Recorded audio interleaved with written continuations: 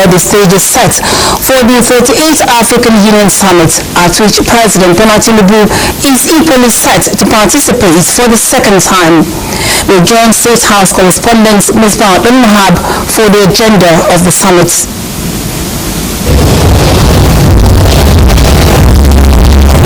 Yes, it's another decisive moment for African heads of states and governments, with two major agendas before them to decide on this 38th summit coming up tomorrow. And the first one is the launching of the theme of the year, which was decided on in 2023, and that is justice for Africans and people of African descent through reparation. The leaders are looking at some injustices and inequality done to the continent, not just from the days of colonialism, but also in the present day global order or global dynamics, and they are looking at how to reposition the union towards getting justice for people that deserve them. We spoke to Nigerian Minister of Foreign Affairs, Ambassador Yusuf Tuga, earlier on this, and he gave us some insights into the theme for the year. Well, it's necessary at this time because I'm sure you're aware of the agitation for the restructuring of the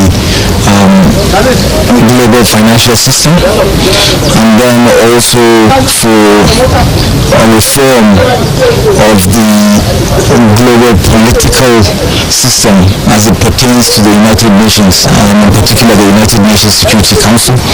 So the theme speaks to the building of a united front to advance the cause of Africa. You have to look at the format, the suggestions being put forward. It's not just looking back at slavery and colonialism and making excuses. No, we're saying that we look at what happened in the past and use it to advance the future. The second major issue before the leaders will be the elections of new sets of leaders for the African Union Commission. We have the position of chairperson, which has been zoned to the eastern part of the country, or the continent rather, and three candidates are contesting for that position. Number one is Muhammad Ali Yusuf, a 70-year-old candidate coming from Djibouti. He's been the Minister of Foreign Affairs for that country and also spokesperson for the government. And secondly, he's the former Prime Minister of Kenya, Raila Amolo Odinga, who was contested for the position of president of that country a record 5 times without succeeding, though.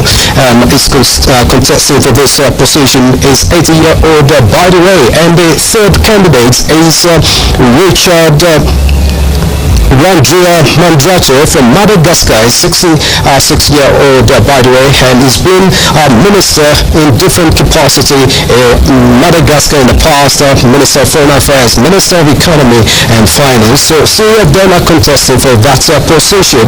And for the commissioners in that commission, we have Ambassador Bankole Adeoye, a Nigerian who is returning for the second term as the Commissioner for Political Affairs, Peace and Security for the AU Commission. And also a delegation of Nigeria also represented the country at a conversation looking at the possibility of setting up African rating agency to drive investments and developments on the continent. Minister of Foreign Affairs and Coordinating Minister of Economy and Minister of Information and National Orientation, Mohammed Idris, represented Nigeria at that event. Let's take a listen to the Minister of Information on the imperative of this agency.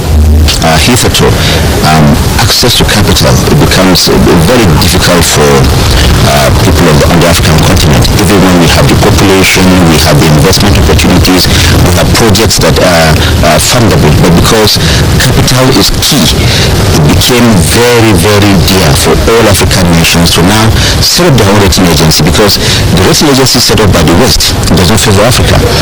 Most of the time you find investment in Africa suffering because of access to capital, and capital is key in any investment drive that can happen on the African continent. And I think it's a major agenda for the General Assembly of the African Union, and we hope that we see that through. And when that happens, it's going to be a radical shift in terms of capital pull-out for investments on the African continent that will in turn drive prosperity and development for the African countries. So in all of these, Nigeria, led by President Bola Tinubu, will have a major role to play in deciding on this agenda, and particularly the elections of the leaders for the African Union Summit and other issues to be decided on coming up tomorrow.